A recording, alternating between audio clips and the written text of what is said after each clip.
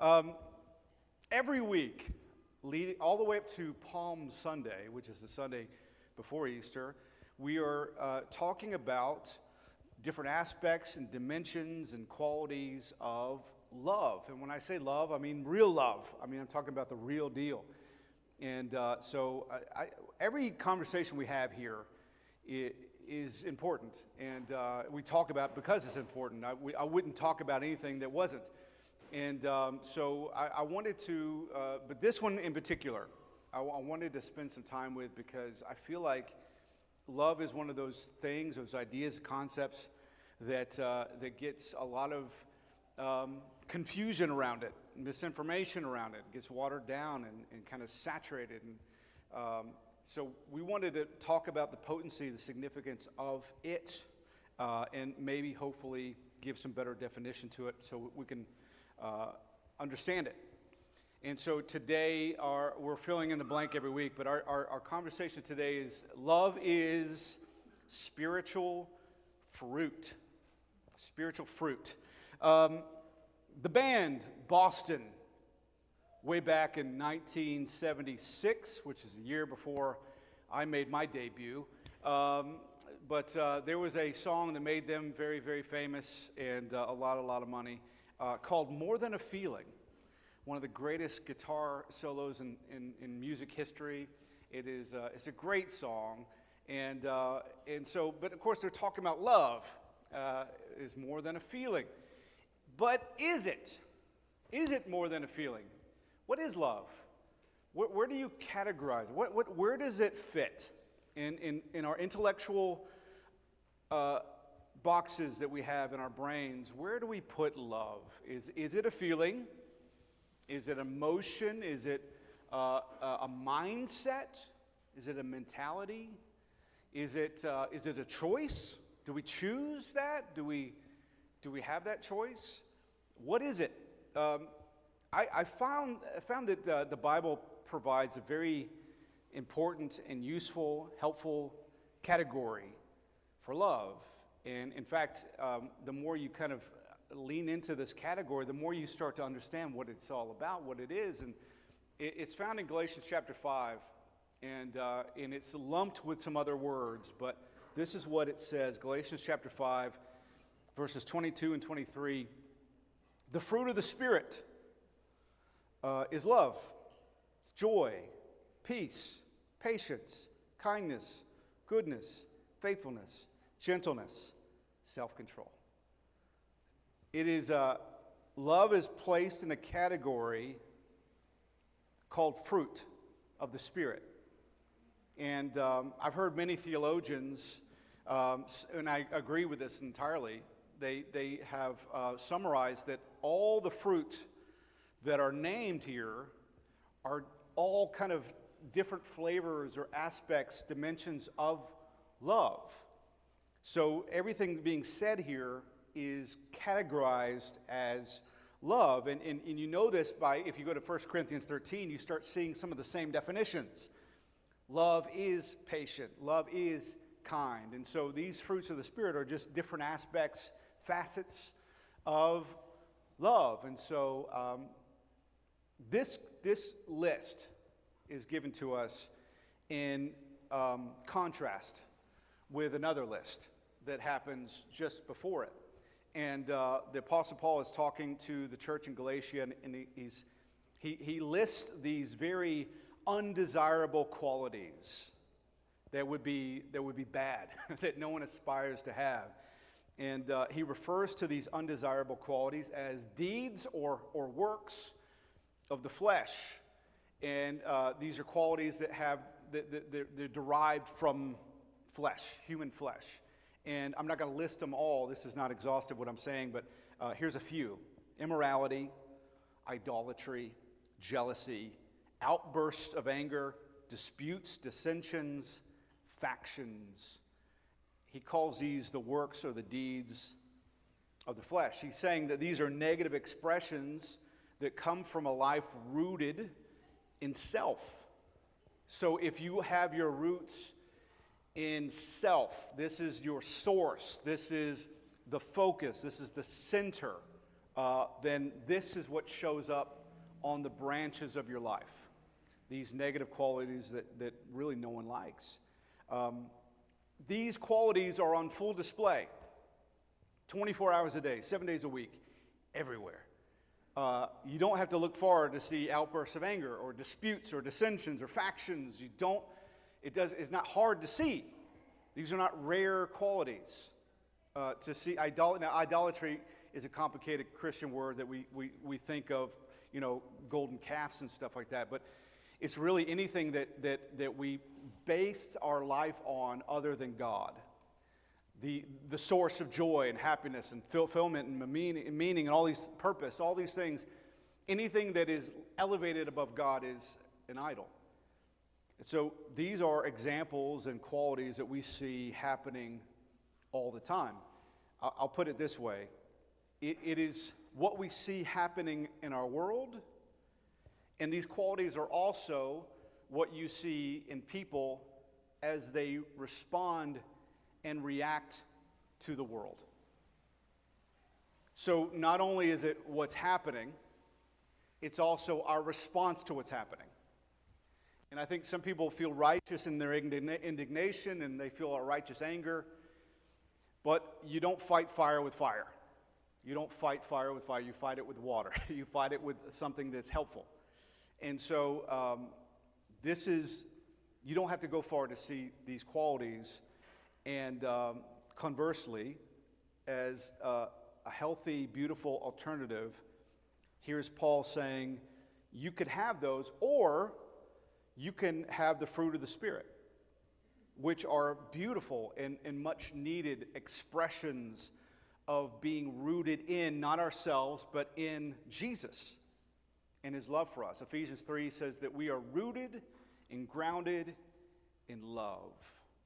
So as the roots of our faith are buried, go deeper and deeper in his love, this is what shows up on the branches of our life. 1 John 4 says that we love because we're first loved. That's what it's talking about, is you can't give what you don't have. You can't pass along what you don't already have. And so where do we get this? Where does it come from? The kind of love that we need to love with. Where does it come from? Well, it's a fruit not of our efforts, not of our determination, not of our good intentions. It is a fruit of the Spirit. In other words, love is God working in us, not us working for God. Jesus, and this is where I want to spend our time today, Jesus gives a vivid illustration of this concept.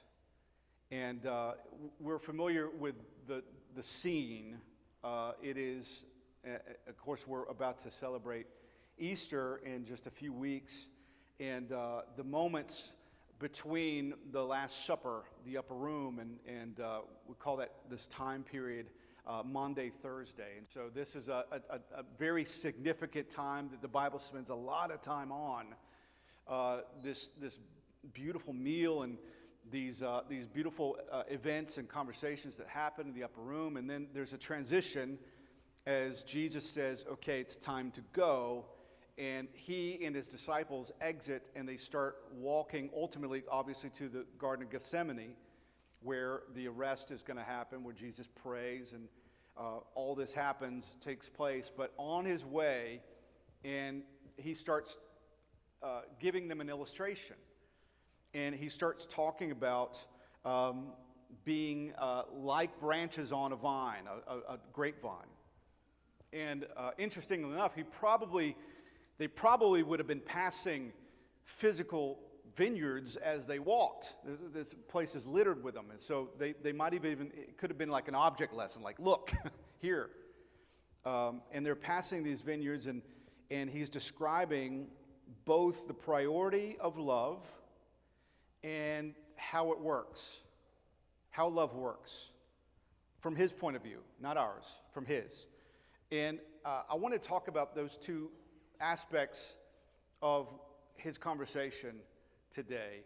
And starting with John chapter 15, we're going to be in John 15 for a minute, verses 8 and 9. And this is where he really hammers home the priority of love. He underlines it. He says, my Father is glorified by this. To glorify is to lift up, to elevate, to make him above everything else. So whereas idols like to settle above God, he's saying, no, God above all. And he says, this is how you glorify God. You bear much fruit. And by doing that, you prove to be my disciples, my friends, my followers. Just as the Father has loved me, I've also loved you. Abide in my love. So to say bear fruit, I think that the human brain goes to being effective, dynamic, productive Christians. I do good stuff. I've got a lot of credits under my name. If you look me up on IMDb, I've got all these glorious starring roles in the God Show. And so I am a very accomplished, devoted, determined Christian. But he kind of reiterates what this whole thing's about. In fact, the whole conversation is going to have one point. And that's exactly the point he's making. He's saying, my Father is glorified by this, that you bear much fruit. What's the fruit? Well, he goes into it. Just as my Father loves me, I love you. Abide in my love. It's going to be the fruit of love. That's what we're talking about. That's this whole conversation, is the fruit of love being expressed, showing up on the branches of our life. He goes on, that's the priority of it. This is how it works. So he gets very specific and detailed. And again, he's sharing a parable, as he often does, which can be cryptic and hard to understand. But I feel like this one is pretty clear. So back up to John 15, verses 1 through 5. He says this, I'm the true vine, and my Father is the vine dresser. And every branch that in me that does not bear fruit, that is not fruitful, he takes away. In every branch that bears fruit, he prunes it so that it could bear even more fruit. You're already clean because of the word which I've spoken to you. We're washed in the water of the word. Abide in me, and I in you, as the branch cannot bear fruit of itself unless it abides in the vine. So neither can you unless you abide in me. I'm the vine, you're the branches. He who abides in me, and I in him, bears much fruit. For apart from me, you can do nothing. There is always going to be this strong temptation, this drift, to take the reins, to take the wheel, to step into the driver's seat, and make this all about our own effort, our own work, our own performance, our own goodness, our own discipline. We crave the spotlight. Even the most introverted of all of us, we still like being in control. We're control freaks.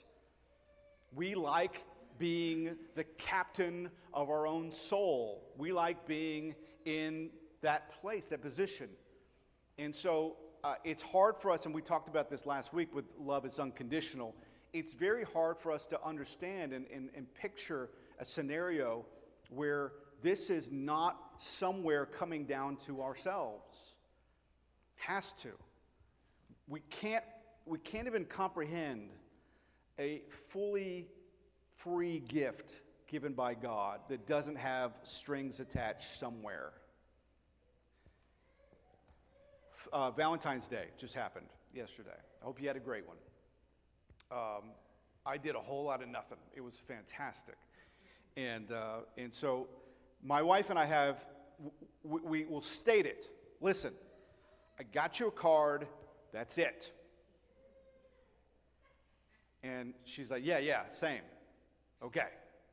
And I'm nervous because I'm like, if she got something else, even though she said, okay, right here, she's lying if she did, but somehow she's the hero and I'm the villain, even though I told the truth and she lied. I got you nothing but a card, and it's not even a very good card. It was like a leftover Groundhog's Day card, and I just kind of crossed out all the words and put hearts on it. But if she were to get me something, even though it's unconditional love, and even though it's without strings attached, you still feel this need to repay. This is why we have to put limits on, like, Secret Santa and all this stuff at the office. It's like, guys, $10 limit, because there's going to be one show-off that spends, $70 and makes everybody feel like a knucklehead. Like, hey, I got you this. Oh. And you're mad. You got a great gift, and you're mad because you didn't get a good gift for the other person. That's humanity. That's human nature. We want to reciprocate. We just want to. And so here's the God of the universe that says, hey, I'm going to give you everything. I'm going to send my only son, whom I love more than life itself, to die just for you. And then you hear this goofy, bald-headed preacher wearing a jacket that looks like a box of crayons if he left it out in the sun, say to you, you don't need to repay that. It sounds fishy, suspect. This is where religion incubates, grows in a petri dish. This sensibility to this need to repay, this internal drive to reciprocate. We got to. It can't be one way. I want you to think about this statement that Jesus makes. At what point do the branches do any work? This is Jesus. I can't underline the importance of this conversation enough. This is like one of his last conversations that he's having. And he's saying, guys, this is how it works. And all the effort is on the vine dresser. None of the emphasis of effort is on the branch. It's a branch. But there's this vine dresser who's doing all the work. And it says, and there's a scary part of this that is way misinterpreted. It says that if any of these branches are not bearing fruit, he takes it away. And we don't like things being taken away. That sounds we do that to our kids. Like, I'll take that away. It's mine now. Here's God taking you away. Is that locking you away? What's he doing? Well, if you go to the original word, it's a word arrow. It's A-I-R-O. Arrow. And the phrase means to lift up. It doesn't mean to do away with. It doesn't mean to take away. It means to lift up. Well, let's talk about that practically. What does that mean? Well, if you know anything about grapevines, there are branches where the grapes show up. And sometimes the branches fall off the trellis. They fall down, and then they find themselves in the dirt. And if that happens, that particular branch will not bear fruit. It has to be lifted back up and placed back on the trellis. Interestingly, I don't have a picture, but trellises are just wooden boards that look like a cross, which is interesting. But it's like the vine dresser will lift that branch back up and elevate it, lift it back up. That's what he does when you're not bearing fruit. You don't need to be punished, you need to be elevated. You need to be, you're in the dirt, you're in the soil, you're in the world, you're covered with all the worries of life. You're consumed by stress and circumstances. And you can't love people when you're consumed by your own stuff. So Jesus gently washes us off and places us back up where we belong with him. And then the Bible says, and this is not the fun part, even if we're bearing some fruit, he'll prune us. That's sad. That's fun. He'll prune us so that we bear even more fruit. In other words, he lovingly starts removing some things from our own life. And we get attached to those things. I'm attached to my selfishness. I'm attached to my anger. I'm attached to my control freakness. I'm attached to a lot of aspects and dimensions where Jesus lovingly starts removing those things. And it's uncomfortable for me, but the end result is he bears more fruit through me. It's beautiful. But all the work is on God. We are branches. And I know that in our culture we like elevating the individual.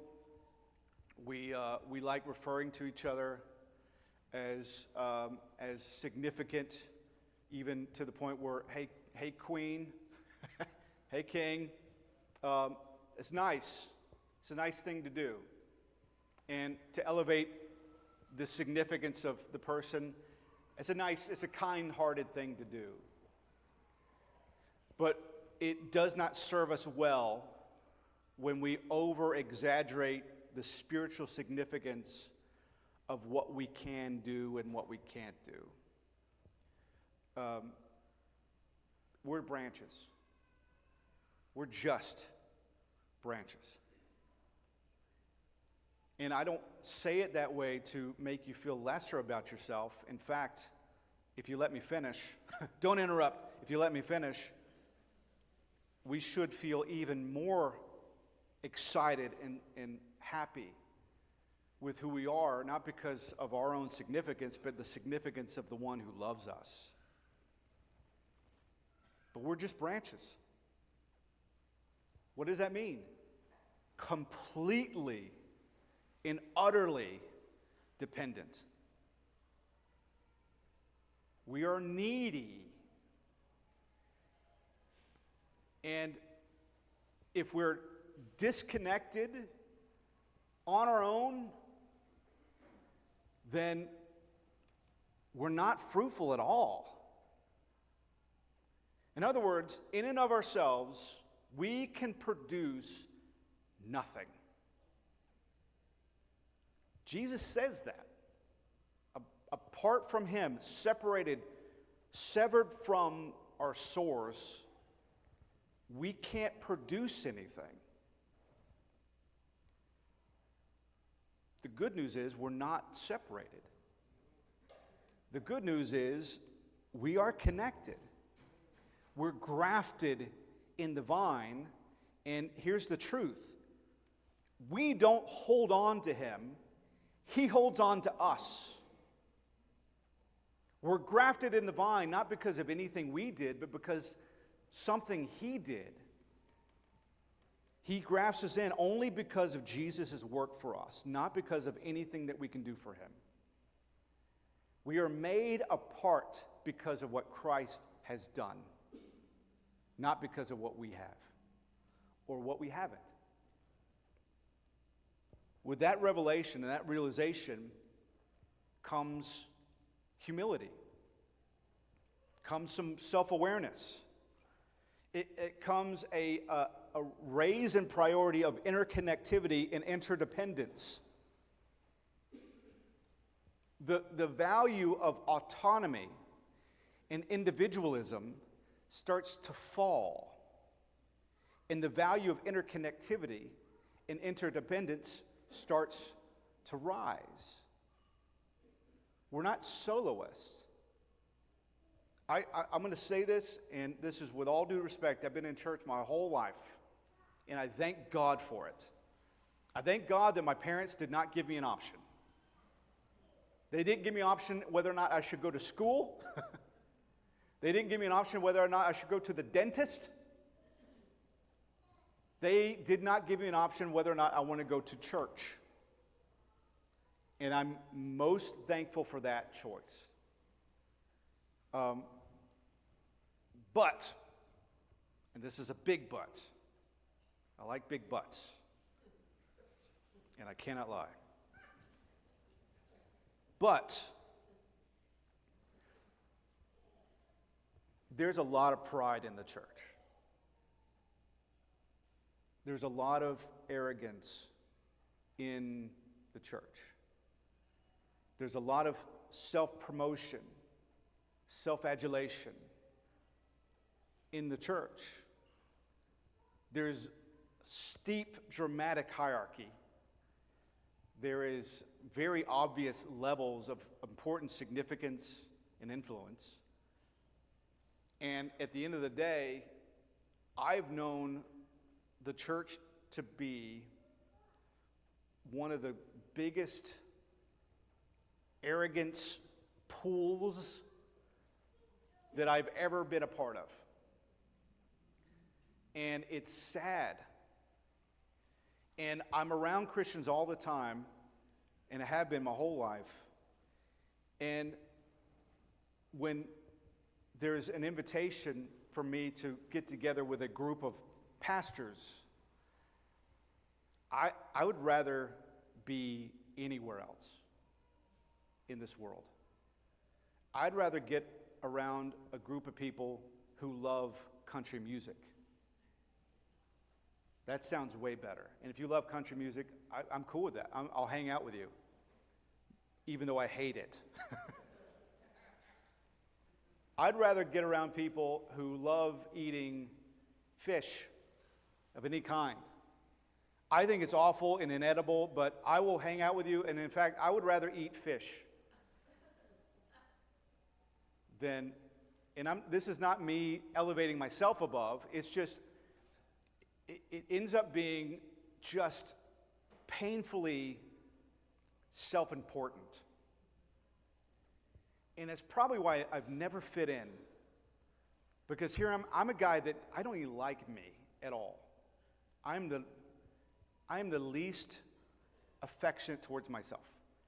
And to get around people that are that self-important is nauseating. Now, they're not all like that. I can list many, many, many great, humble, amazing ministers. So I'm going to try and lump it into some big, broad category. But it happens a lot. And maybe we're guilty, because I am, looking down my nose at less effectual Christians.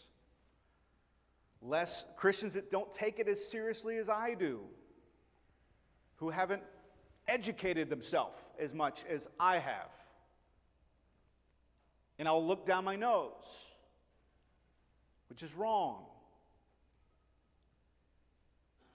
It's proof that I'm not really abiding in the vine. Because if I'm really abiding in the vine, then humility starts to rise up, not pride. Interconnectivity starts to move up levels rather than independence and individuality. Suddenly my language is more we and less me. If you see a grapevine and you see the vines and you see the branches, it's not like you can look at one and say it starts there and ends there. They're all completely weaved together. And you can't tell where one ends and the other begins. And Jesus uses this very thing to describe us. And I think part of that is interconnectivity with each other, but also He's in us, we're in Him, and you can't differentiate Jesus from us from Jesus. It's beautiful. The vine we don't hold on to the vine holds on to us. We're held by Him. And I'm going to admit this with all honesty.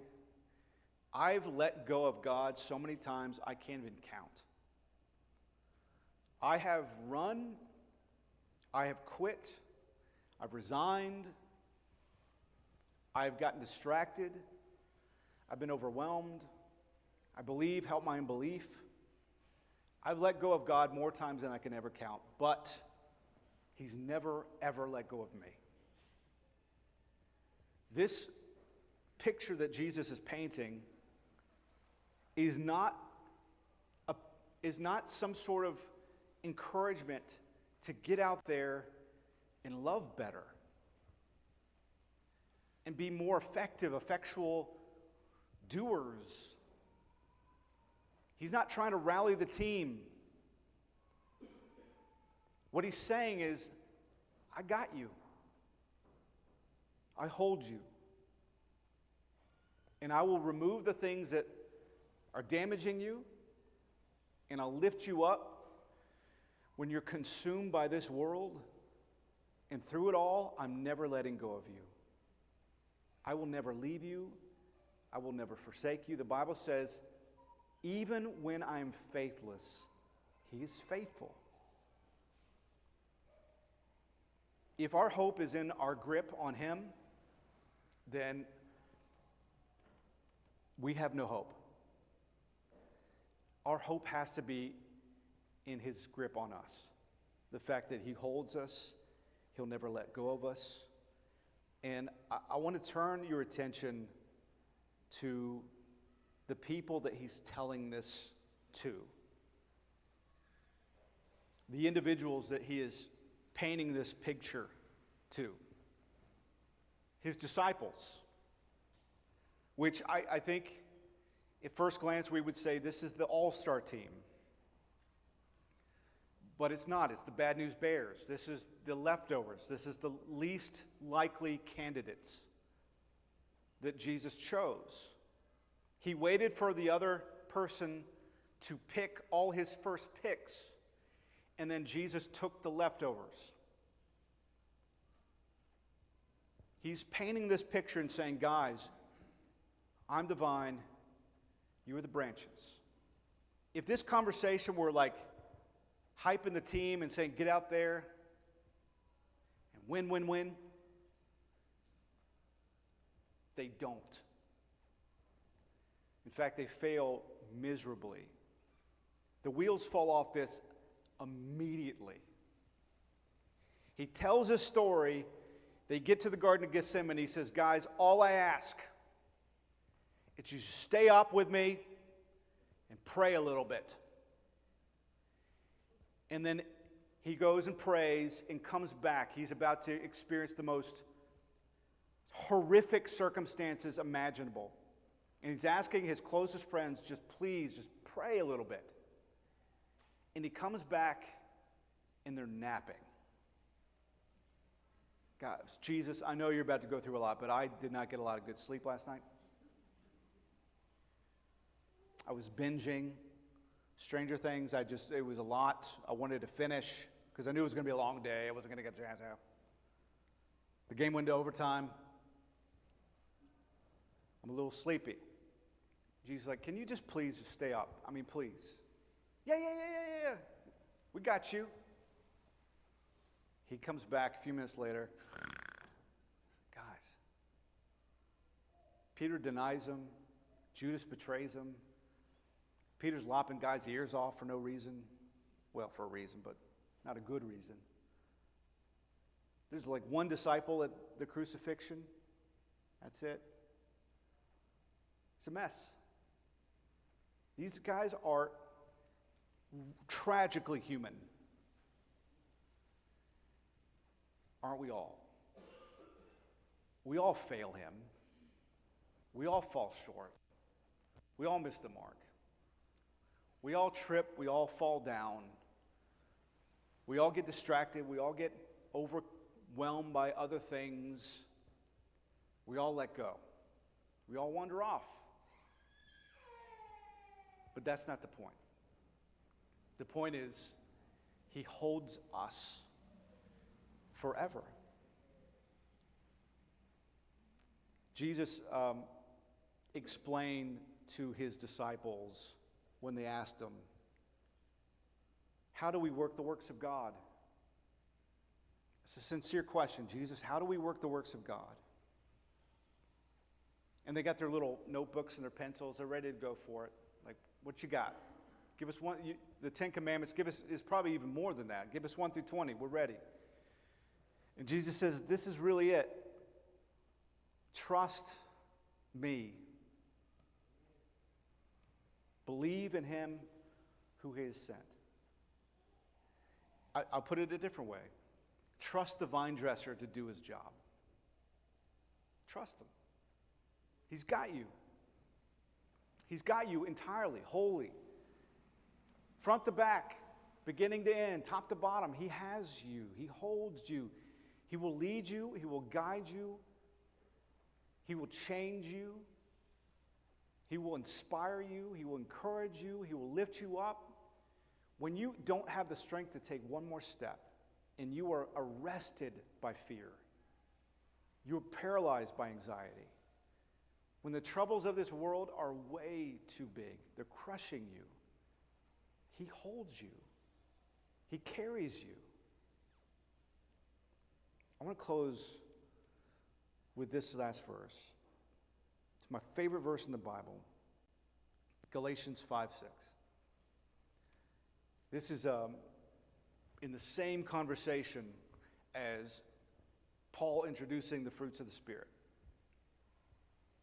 He says this: the only thing that counts is faith expressing itself through love.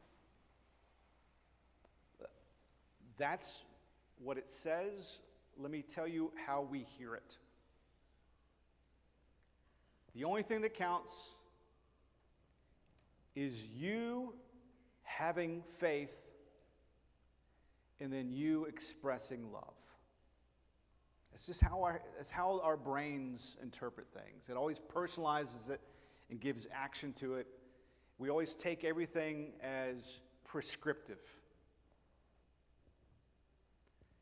But that's not what it says. The only thing that counts is faith expressing itself. Not even you expressing it. Faith expressing itself. Well, faith is what I do, right? I faith. Faith is my end of the bargain. Yeah, the Bible says that the faith that we have was given to us. It's a gift. Even we're saved by grace through faith, and that faith is not from us. It is a gift from God. Even the faith that we have, we didn't conjure it. It was given to us. The only thing that counts is Jesus doing what Jesus does through us. This is all him. The only thing that counts is Jesus being Jesus in and through us. That's what counts. It's not your checklist. It's not your New Year's resolutions. It's not your determination. It's Jesus being Jesus in and through us. The roots of our faith, buried into the reality that he loves us and will never forsake us and never give up on us and never walk away from us, that he holds us, he carries us, he has us, he saved us. We didn't save ourselves. It was an act of his love and grace. For God so loved the world that he gave his only begotten Son. You didn't do it. This is love. Not that you love him, he loves you. While you were yet sinners, Christ died for you. Jesus has made the move. One of my favorite rom-coms ever is the movie Hitch,